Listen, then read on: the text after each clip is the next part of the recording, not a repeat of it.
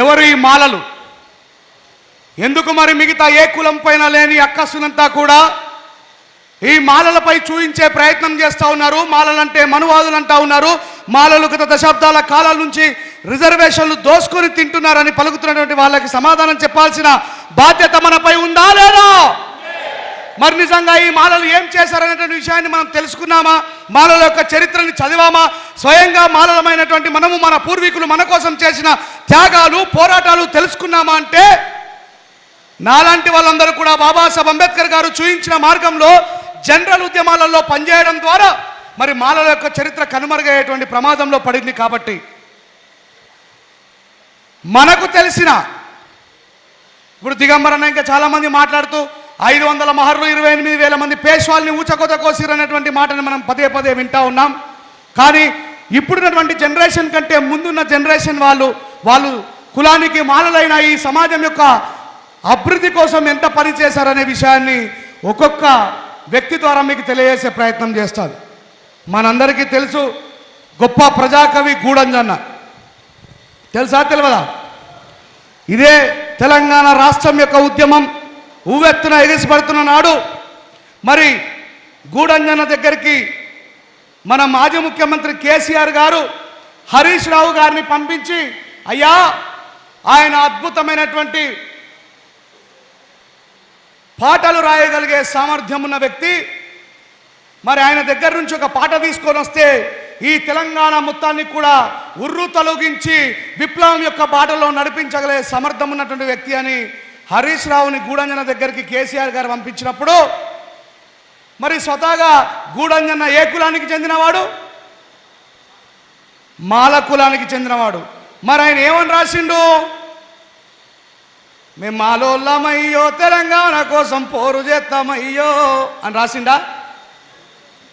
పుడితే ఒకటి సత్య రెండు రాజుగా వరి రాజుగా ఎత్తుర తెలంగాణ జెండా రాజుగా వరి రాజుగా. ఇప్పుడు మాలలు మనువాదులు అంటున్నటువంటి పెదవులకు చెప్తున్నా, ఈ తెలంగాణ ఉద్యమానికి ఊపిరి పోసినోడు ఒక మాలోడే. మరి మేము మా కోసం రాసుకోలేదే? మాలోలకు మాల పిచ్చి ఉంటే ఆ బాబాసాహెబ్ అంబేద్కర్ గారి రక్తము ఖనిజాలు మా లోపల లేకపోతే ఆ బాబాసాహెబ్ అంబేద్కర్ గారు ఆయన కంటే ముందు పోరాటం చేసిన ఎవ్వరు కూడా కుల పిచ్చిని పట్టుకొని వేలాడలేదు. దేశమే నాది, దేశంలో ఉన్న ప్రజలు నా కుటుంబం అనుకున్నారు. కాబట్టి గూడంజన కూడా అంత అద్భుతమైనటువంటి గీతాన్ని రాసిన మిత్రులారా. ఇకపోతే గదరన్న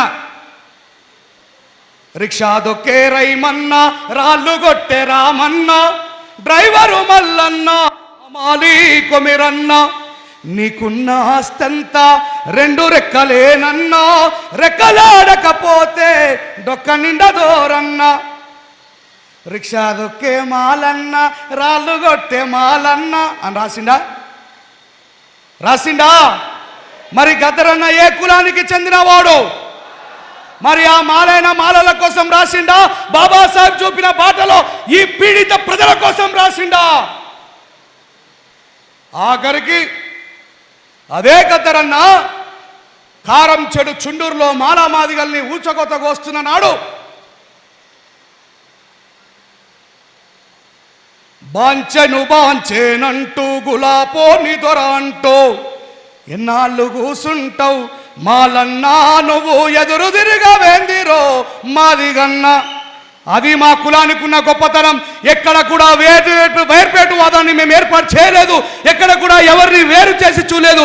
మిమ్మల్ని అందరినీ అన్నదమ్ములు అనుకున్నాం. కనుకే భారతదేశ ప్రజాస్వామ్య వ్యవస్థలో కారం చెడు చుండూరులో జరిగినటువంటి ఘటనల్ని ఢిల్లీ నడిబొట్టున ప్రజాస్వామ్యవాదంలో బాబాసాహెబ్ అంబేద్కర్ గారు చూయించిన భారత రాజ్యాంగ పోరాటాన్ని చేసి ప్రజా కోర్టు వేయించిన ఘనత ఒక బొజ్జ తారకం కత్తి పద్మారావు సార్లది. వాళ్ళు కూడా మాల వాళ్ళే.